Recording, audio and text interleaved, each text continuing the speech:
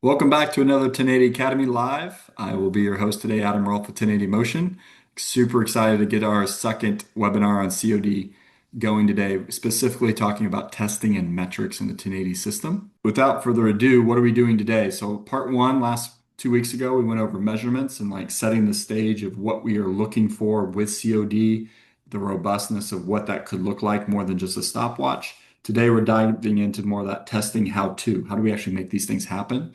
And then we're going to have another third later in December. The date has not been set, but talking more about application. And as a reminder, right, we're going from the 1080 is all about the 1080 sprint. It's actually the 1080 COD. So I'm excited to dig a little bit further into this with Dr. Ola Eriksrud, head of our sports science here at 1080 Motion. Check out his 1080 map. That's pretty cool stuff if you're into any kind of a movement assessment. And then also his background as a professor, physical therapist, researcher, and of course, to our famous marketing man, Matt, he's also a Viking. So thank you, Ola, for joining us today. I'll let you go ahead and share your screen. And he's going to start on the COD. And then please, if you have any questions, put them in the chat. And then I have Matt Tomitz as part of our panel today that can help us with some of the questions that he has to ask you. Just to recap where we left off a couple of weeks ago, and that was measurements and the journey of how we got to the measurements. But as a refresher and from a teaching perspective, I think it's always helpful to remind ourselves what we're looking at.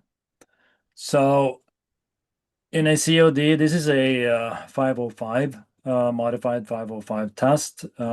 You have a initial acceleration phase, subphase, and you have a deceleration subphase, all of which we call phase 1A. During this initial accel, you obviously have the max acceleration. That was the time interval, half a second, with the greatest average acceleration. You can obviously use time and distance here as well. I find it more useful to use time and distance from the deceleration component, but also the max deceleration. And again, the same definition, the half a second interval with the greatest average deceleration. And then I find the reacceleration actually more interesting. And that is during the phase 1B that we call it. And again, half a second time interval. So let's go into how we think about structuring and setting up our testing. And we've created a multi-directional speed model. And then there'll be multiple people over years feeding into this. I'm not going to go into the gory details of everything that we've put together, but it started out with position. And by position, what do we mean? What kind of position are you in? Are you in a static condition or a dynamic condition when you do your initial acceleration? And are you able to have your preferred leg forward? You're in a left stride or a right stride stance. Are you rotated left, rotated right? So really think about the position, the starting condition, and what they have to accelerate from. Then it is that initial accel to decel phase, that phase 1, if you will. And then the question is, in what direction am I moving? And what kind of locomotive pattern am I using? Then the next decision or the next reflection would be, what is the transition? What is my angular turn? Obviously, we could have a vertical one, and that's a drop jump or a kind of movement jump. That's a vertical COD. We are looking at the horizontal component. Do I use a 180 degree? Do I use a 90 degree? Or do I use a lower degree than that? And then the next one is the reacceleration phase. What kind of locomotive pattern do I use? Is it side shuffle? Is it running? And also direction. Am I going forwards and backwards? So these kind of buckets, think of these buckets when you're observing whether that is individual or team sports. What kind of conditions do they have to accelerate from? What kind of locomotive strategy do they utilize? How long is that? What kind of angular turns, transitions take place? What are the most frequent ones? And then do I use the same locomotive strategy in the reacceleration phase? And in what direction? So this is one way to kind of piece different locomotive patterns together and really important episodes or behaviors that you observe during a game. So to highlight the need of considering position, I'm just going to share some data that we collected. And this is a junior elite soccer team or football team, as we say in Europe. And we had different start conditions. So I tried to do that at the bottom here. You have a rotated left and a rotated right. You have a parallel stance condition. You have a split left, split right, and then you have a drop step right and a drop step left. And in this particular case, this is the average of the group. And it's really non-surprising that a base parallel stance has the lowest max acceleration. So this is the average of the group and how it looks.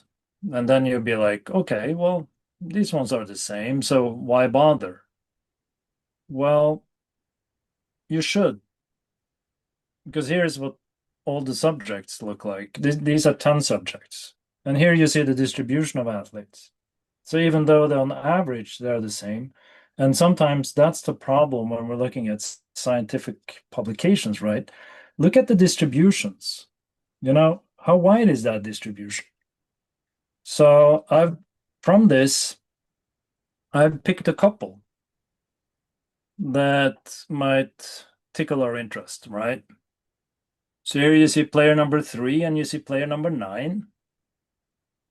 And if we are to compare the two, we see that they're pretty similar when they're rotated left. Rotated right, one guy, one athlete. I know it's a guy because this was a male junior elite team. He drops off.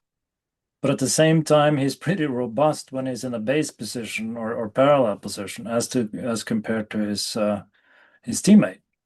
And then they're fairly similar during these other conditions, but again, drops off with the left side here. So this kind of information is something that I want you to think about.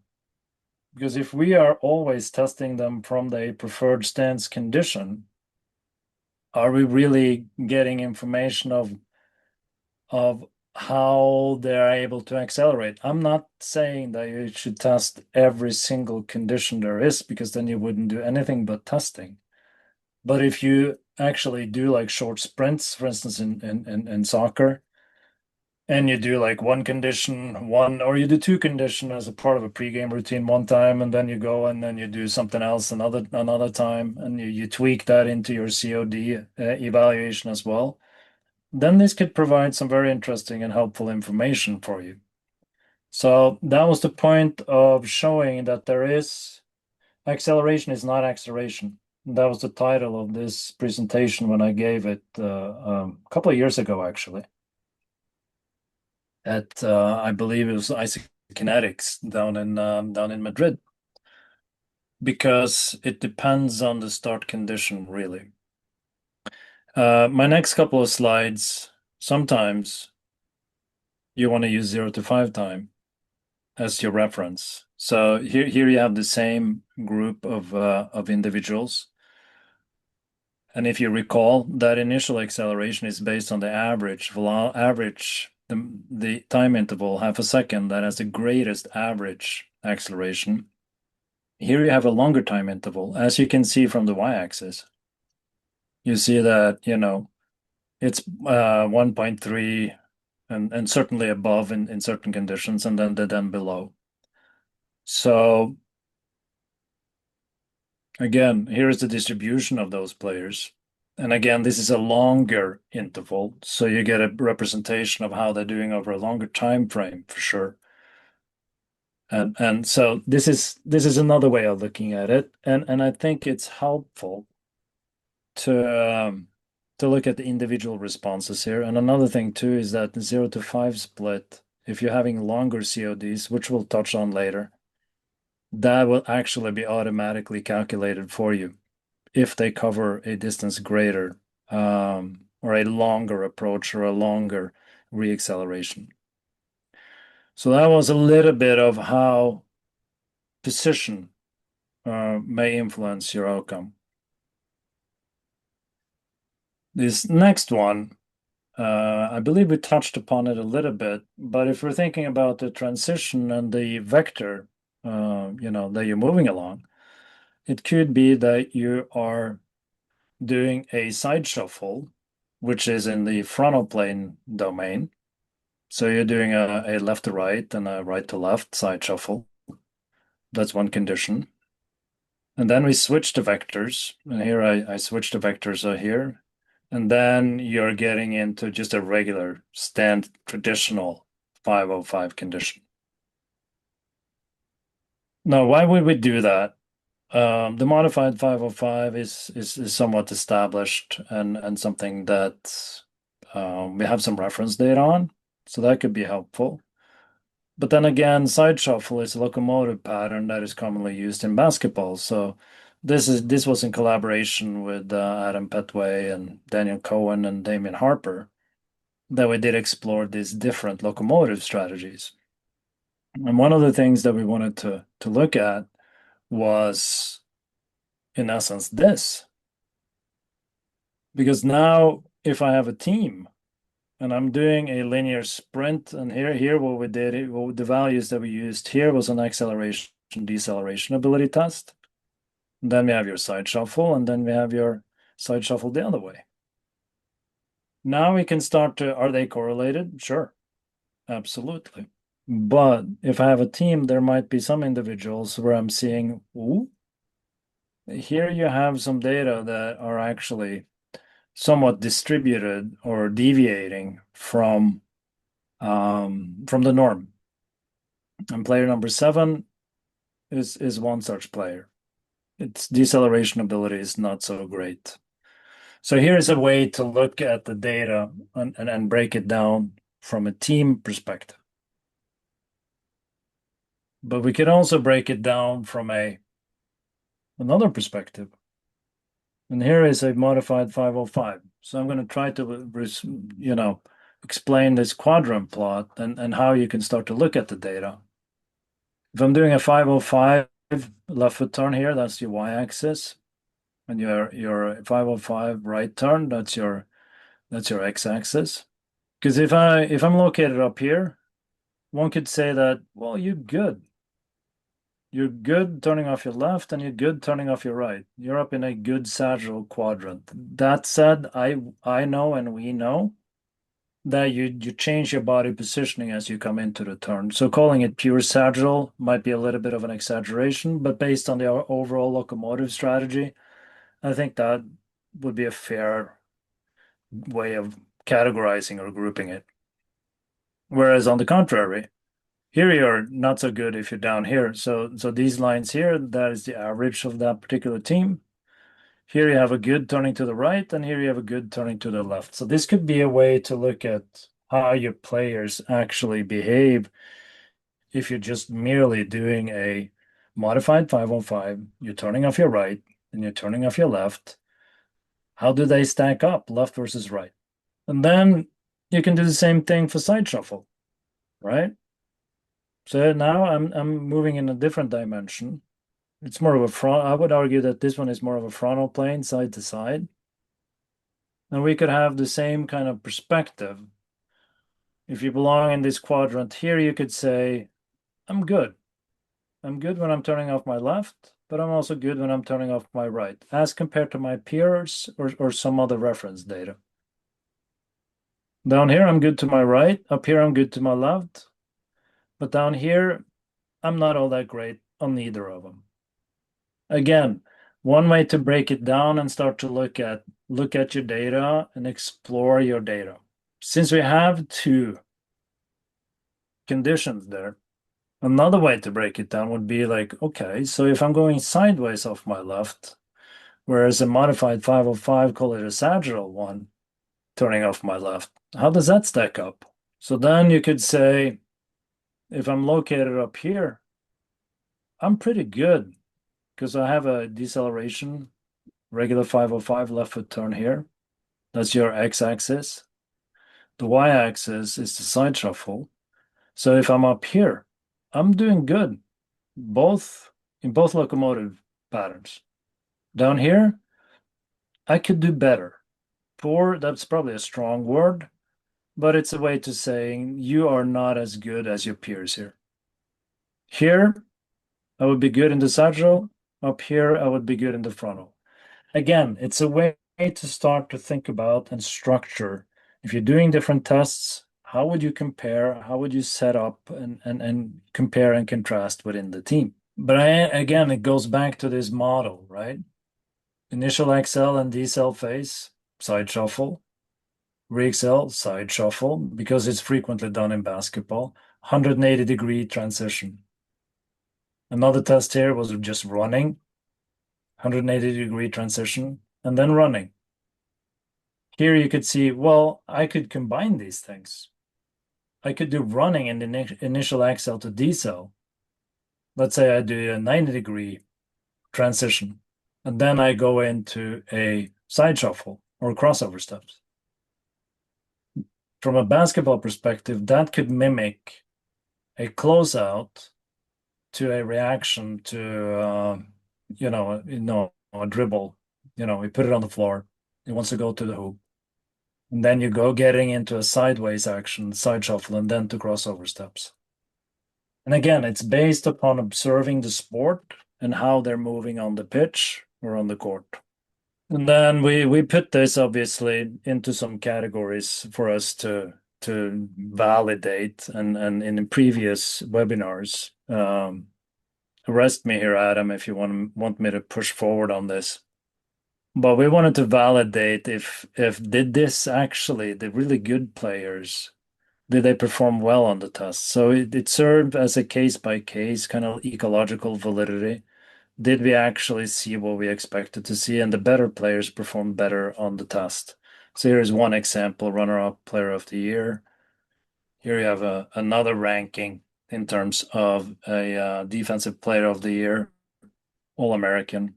And you're seeing that the good players, they stack up and they perform really well. And it's acceleration and deceleration metrics that are used here. And here is a very important consideration for us to think about. Watching social media or how people think about it and present it. I think it's very, very important that we have a very clear understanding of this. Because if I start with a initial acceleration towards the machine, and it could be any kind of action that you're looking at, because you've decided we're going to focus on these locomotive patterns, this is the transition that we're going to have, then you have to choose. Are you going to start with an assisted start, moving towards the machine? Or are you going to do is start with a resisted start, moving away with the initial acceleration away from the machine? And some might say, well, that doesn't matter. That's not true. Because if I do an assisted start, my initial acceleration is actually assisted. So it's quote unquote easier, all dependent upon which kind of pulling load that you employ.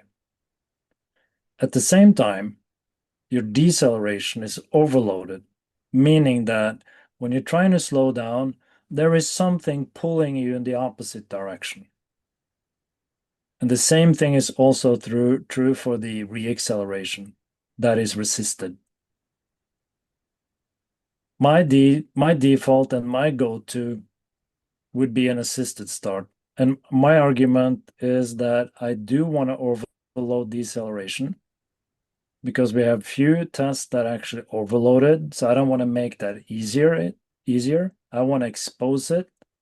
So I go with an assisted start. I'm not saying resisted start is wrong, but it has the opposite effect, meaning the initial acceleration is more difficult because it's resisted. The deceleration is unloaded based upon the load that you put on the machine. And so is the reacceleration. So when you do this, and this is also sometimes when we set the exercises up in the software, it says assisted start or resisted start. That is so you make sure that you're not mixing results from a resisted start and assisted start in your exercise selection, but you also reflect on it because it is very important when it comes to load demands. And that's why I actually put in some slides here from my colleague Ola, and he's made some good ones here. And he summarizes it very nicely here too. Assisted start, more stress on deceleration capacity. Resisted start, there is a lower stress. So if you're thinking from a return to sport, return to play kind of perspective, maybe you start with a resisted start if you don't want to overload it, and then progress into an assisted start. So that could be a progression. So if we look at, here's an example of an assisted start. He's coming in and he's turning. This is a 10 meter. This is a 10.05. Here is an resisted start. This is a 5.05. And these things will feel very different. So if you think about, say you put 3 kg on it, that is a 6 kg difference between the decel and the decel phase on those respective tests. And then the last one is a 10.05 resisted start and then back. Why different approach distances? You may say. So you have assisted start, that's one thing. And then you have, well, you did 5.05 and a 10.05 there. And we even did a 15.05 in one of these studies. And the reason here was we were looking at GPS data and we were looking at, okay, in a pressure type situation, and this is based on soccer. In a pressure type situation in soccer, they assumed and reached a certain speed. And they had to and the players are asked to decelerate from these speeds. So we looked at that, and then we looked at if I do a 5.05, what's the approach speed? If I do a 10.05, what's the approach speed? If I do a 15.05, what's the approach speed? And then based on that, taking the demands from the game and integrating that into the test selection. So we use the speed criteria. And why speed criteria? Because you might think, well, why not just crank up the loading on the machine and stick with a 5.05? And we thought about that. And we landed on, and we're not saying that is wrong, but if we think about it, if I open up for an approach distance, I also open up for the athlete to self-select what kind of speed they feel comfortable with decelerating from with a lower load, rather than keeping the approach distance the same and then asking and then cranking it up. So it's more in a control thing, and we're actually having the athlete show us what they feel comfortable with. It's kind of like a drop jump. What kind of height do you feel comfortable dropping from? It's the same thing here. What kind of distance do you feel comfortable approaching from? And by that, I mean, what kind of speed are you comfortable assuming? So how can I increase deceleration demands? We had the assisted and the resisted start. And then you have the approach distance. Greater approach distance equals greater momentum. Why? Because it's greater speed. If I have a greater speed, that will be a greater deceleration demand. But this is where deceleration time and distance comes in, because if you see that they're prolonging the deceleration phase, that's one way of downregulating the deceleration and how they express deceleration, because then I can have a lower deceleration because I'm doing it over a longer time or distance. If I increased it another way, like we just went through, is increase the pulling force with the same approach distance, I'm going to increase the momentum and thereby increase the deceleration demand. I prefer the first bullet because I'm giving the power to the athlete to self-regulate. And that's the motor control person in me coming out. We actually did a little exploration of it, and some of the stuff that Martin and I did in those two studies were actually to compare and contrast. And this is from an older abstract that we had, but we have a modified 505. You see it's like 4, 4.5. 1005, we are hovering up to 6. And with a 1505, you're getting closer to a 7 meters per second. Here's where we use the nomenclature that Damien has, a early and late deceleration. But what we're seeing is that um, the early deceleration, it's actually it's not that much different, possibly a little bit lower because you have more time to prepare.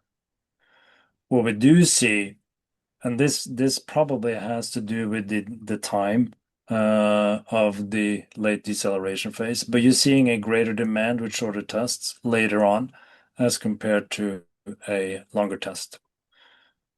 If we're looking at power, you see that one go up both early and late. And again, because you have a longer period of time. Matt, did you want to start with any questions? Yeah, Yeah.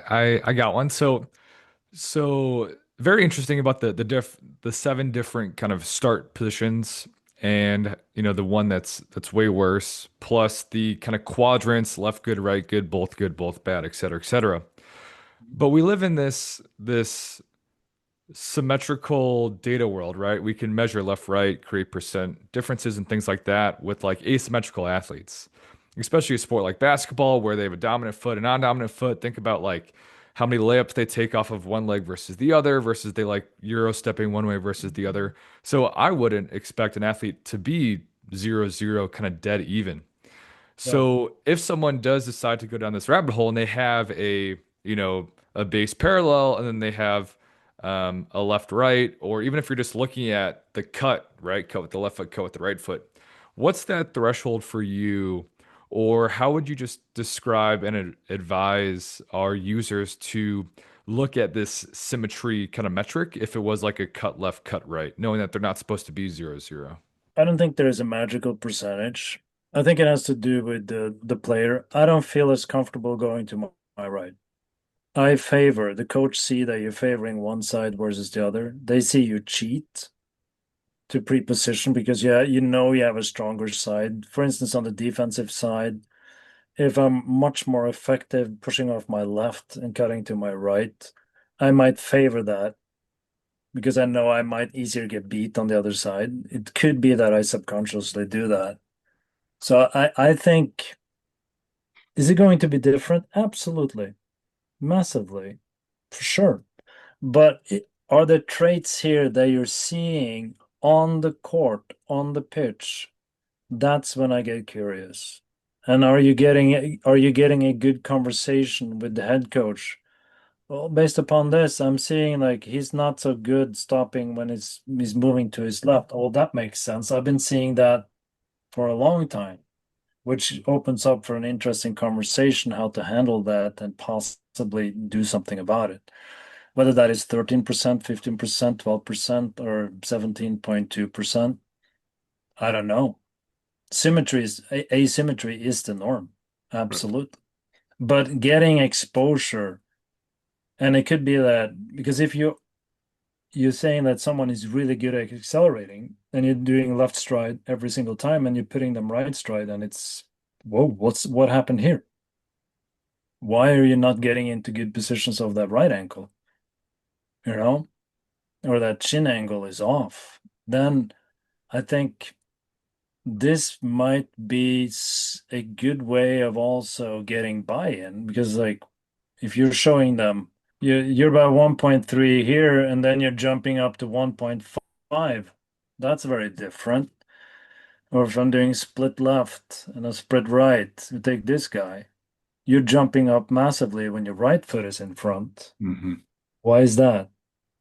Oh, the ankle is bothering me a little bit. So when I'm really pushing hard, it opens up for conversations. Are you going to put this into like fancy graphs and all that stuff? I think this is information that you could use to get buy-in, to communicate with coaches. I think that's the important part here, to be honest with you. And this guy is a little funky here, for sure. And to clarify on this testing, when you did the 0 to 5, this was with the 1080 doing Yeah. assisted Yeah.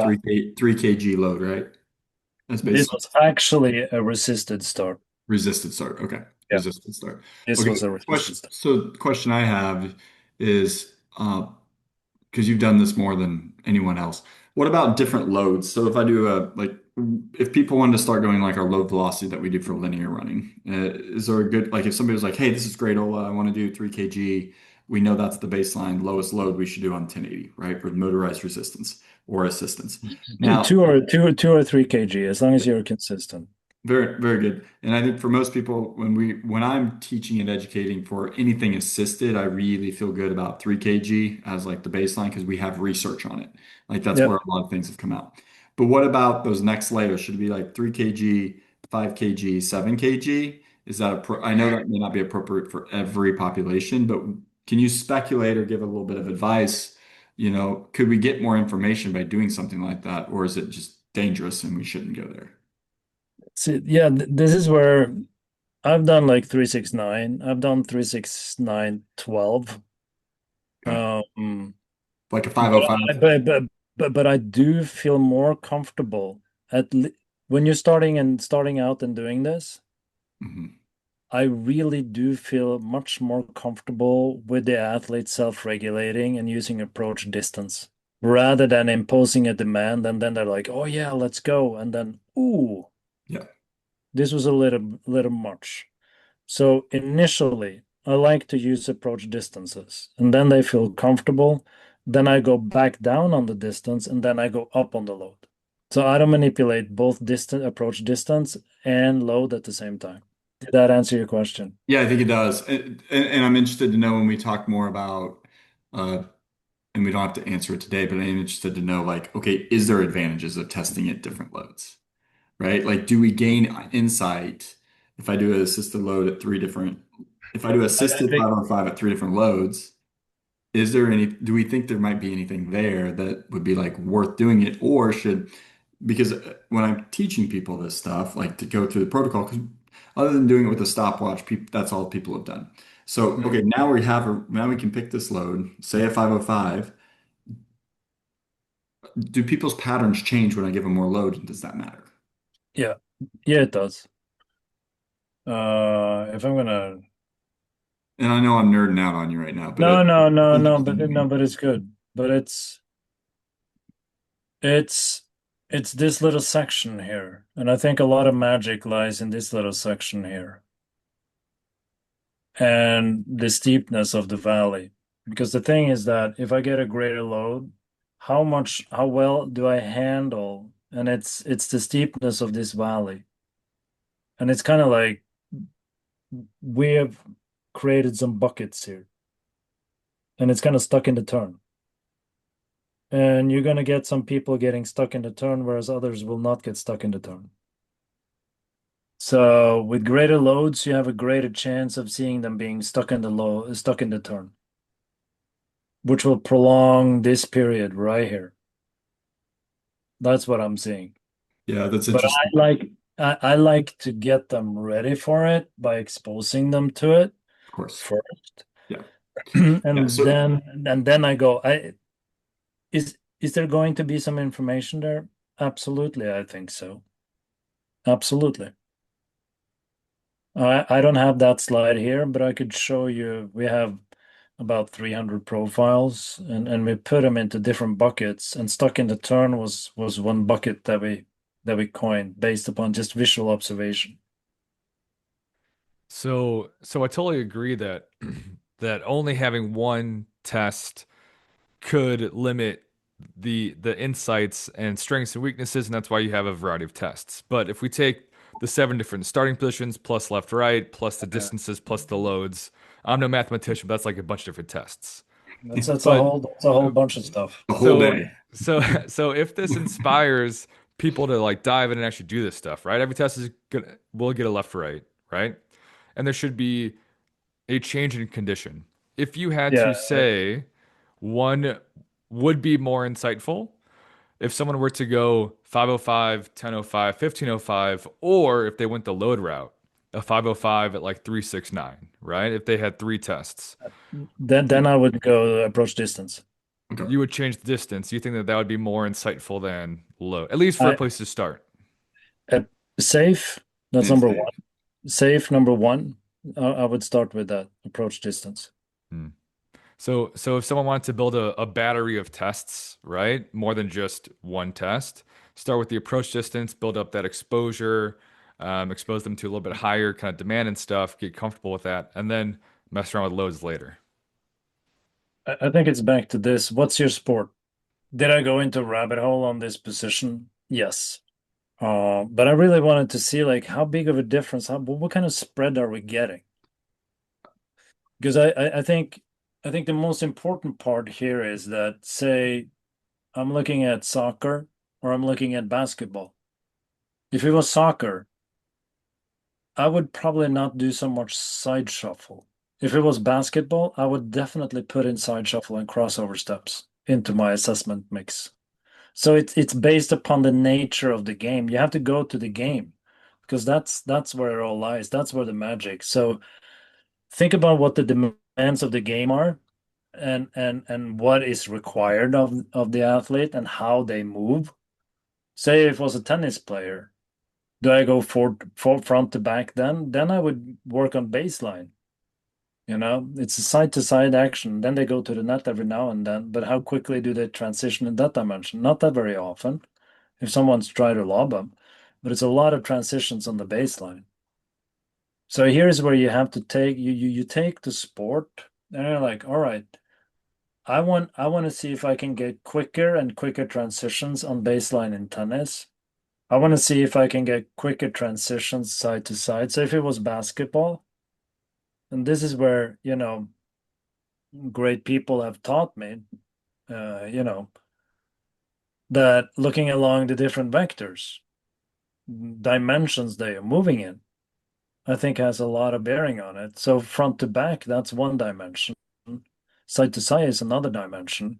I think just covering those would be very valuable because I think that could help us dictate what we do next.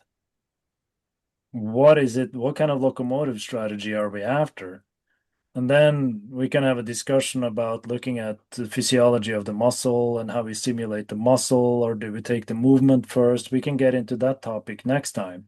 We're talking about training.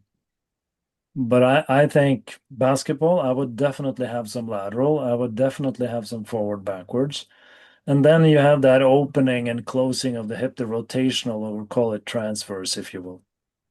Todd Wright and the crew at the Clippers are really good at setting that up based upon the dimensions they are moving in. And I think it makes a lot of sense, a lot of logical sense. And then you just another basketball specific, say you are going to do a closeout, an XL decel ability closeout, and you're starting at the key, or you're starting baseline under the hoop, and you're rotated, you're standing rotated, and the ball is being swung around to the corner, you have to open up and you have to accelerate and close out to the corner. That's a prime example of where you might want to think about start condition. Hmm. So you have to it's be a student of the sport. And this is where we put this in so you can be a student of the sport. Because we have a ton of like I put that in the previous one. We have a ton of different tests. Like it's called all sorts of fancy stuff. It's we could select from that list, or we could sit down and we can think about what is it that I'm seeing happening in front of my eyes. Well, how are they moving? How are they moving? GPS analysis have broken this down and Kinexon and all sorts of analysis of games. Like, what is this? All right. Do I have to reproduce exactly that? And then we're getting into the question of specificity and transfer. But do I at least want to target some of these things and get a sense of that? And then go from there? How do I then train that property? I think that makes sense. You start with the sport. And here is a model that allows you to start with any sport, really. Hmm. I'm sorry, Matt. That was a long-winded I'm not saying everyone is going to do 7 acceleration start position conditions. Absolutely not. I want the purpose of putting all of them there is for you to start to think about them. I'm always doing this. Is that good, or am I missing something by doing it that way? If you can reflect on that, I think I managed to do something positive.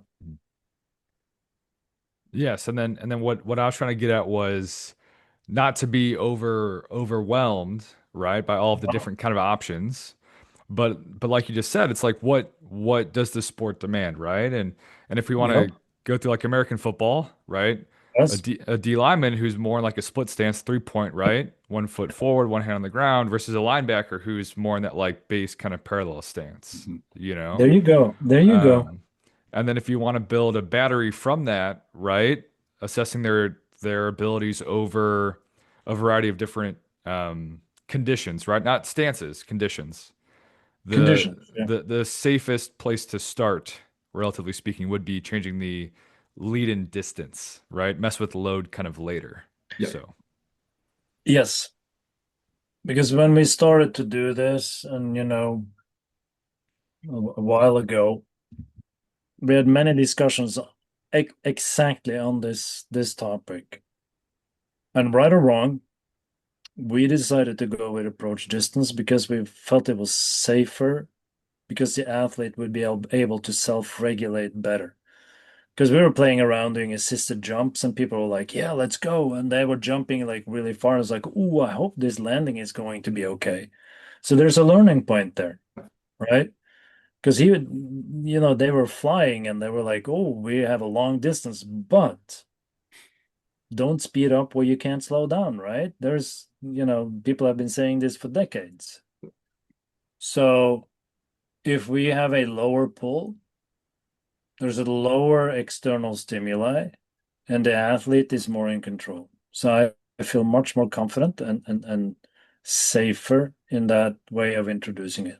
I think that's a really good summary, Ola, and it gets people thinking because this is still so different for the market, for the group, for Yeah. the sports performance coaches, because we've always kind of tested the same way. It's like we're doing a sprint, and the choices were: are you going to be in a 2 point stance, or are you going to put your hands on the ground and go out of blocks?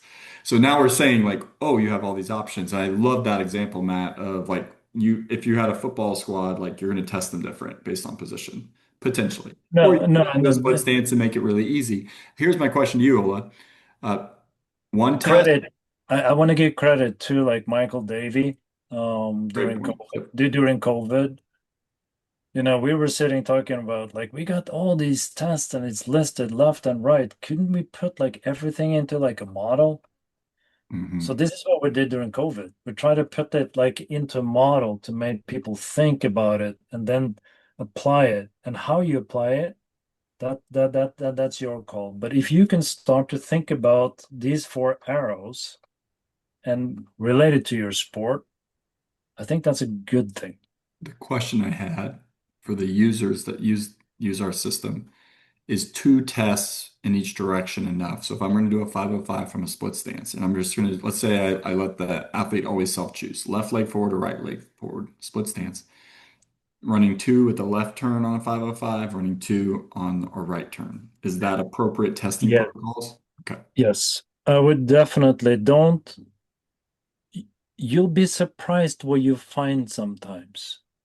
Just because they're good turning off the right does not mean they're good turning off the left. Yeah. It and it might be that, say you have a roster, say you're testing a soccer team, say you're testing 20, and you like many of them very similar. So you would say, well, that's correlated, so then I don't need to do it. And then you have those 3 players that are very different. The individualized prescription of what you may do with those 3 players will be different as a result of this testing, which is why you do it in the first place. Because I always get this argument, well, if that one is correlated to that one and this one is correlated to that one, that's great. So we only have to do this one thing.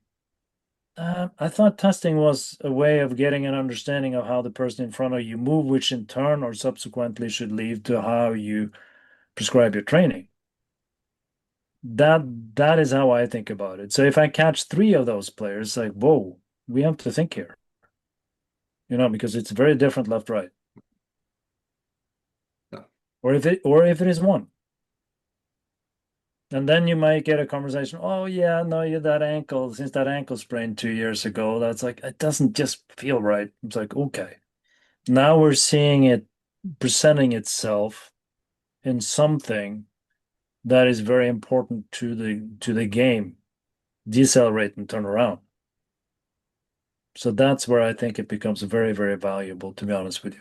No, I think that's really helpful, and thank you for your insights because I know people don't realize how many tests you've done on this, and so as they're getting into using COD now with their motorized resistive devices, it's nice to have some guidelines, and we're going to produce those guidelines. We'll put them out there as well, Matt. I think we should put some of these things on a document so people can easily find them. And you guys that And are also, customers, yeah, go ahead, Ola. and also, like, if you want to start simple, it's like, you know what? I don't want to test different locomotive patterns. Start simple. Just do just Yeah, do running. just do Just do running. running. Yep. 505. And Yeah, and assisted same. 505, 3 kg, Yes. turn 3 kg. left, turn right, do it Turn twice. right. Yeah. That's a good place to begin. That's a very, very good place to start. I'm giving you options here. But you feel like, oh, that's too many options. Modified 505. So if you look at some of the research that we've done, why have we started there? Because it's the simplest one. Mhm. And it's not because we're smart or anything. It's the simplest one to start with. And then we're building from that. And that's why I showed you the side shuffle here. And we used the modified 505 in essence. And then some other reflections, we can get back to that in some other place, but maybe that was not so smart after all. Maybe we should have done shorter distances because people don't side shuffle for 5 meters. But you live and you learn and you reflect on your mistakes.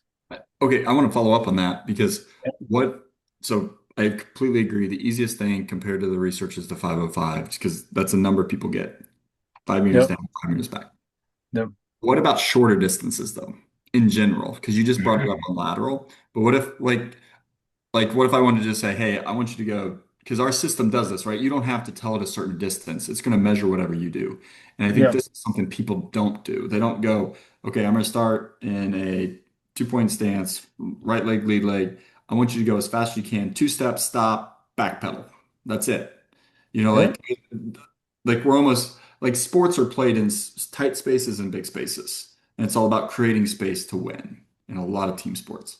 So, are there any insights as we wrap up here that, I mean, why not do it, right? It's there. Yeah. And this was like in basketball, we did 505. And it's too long. And then you say, why don't we do two For steps? the lateral shuffle or Yeah. just in general? Okay, lateral. Just lateral Yeah. shuffle. Because if the thing is that if you can't catch up in 2 or 3 lateral shuffles, you switch to a different locomotive patterns. You don't continue. So it becomes kind of artificial in that sense. Could you do like 2 steps and 2 steps in and 2 steps out, or 2 lateral shuffles in and 2 lateral shuffles out? Sure. But now you have to be careful. Now you have to be very careful. Mhm. I'm sorry if I get into a rabbit hole here, but I've been thinking about this one. Because if you do 2 steps, what could happen? The smart athletes will figure out, like, oh, if I do two very short steps, Yep. it's going to be lower demand. And I'm going to finish this test very quickly and I'm going to look good because the time is going to be great. Good point. And this is when you have to think about a very, very important thing. You just brought it up, Adam, and that is space. Mhm. What kind of space did you cover? Because that's when you have to get into that metric. Because if you see someone who's covering a lot of space, but the time is about the same, total time might be similar to some of the other players, but they cover a lot of space. So this is where you have to think, and where I've played with this. Because if you're going to do 2 steps, you should at least give them some sort of target that they have to go towards. Mhm. But it tells a story of how they choose to self-select, but you have to be careful with your instructions. If not, they're going to do like two beep beep, very, Yeah, very small it's a steps. Very, really it's good insight. I hadn't went to that's the next level yet. yeah, this is where we have to think about it, and this is where we have to help everyone out there. And this is where what we're progressing towards and what we're moving towards. So there will be new things coming for sure.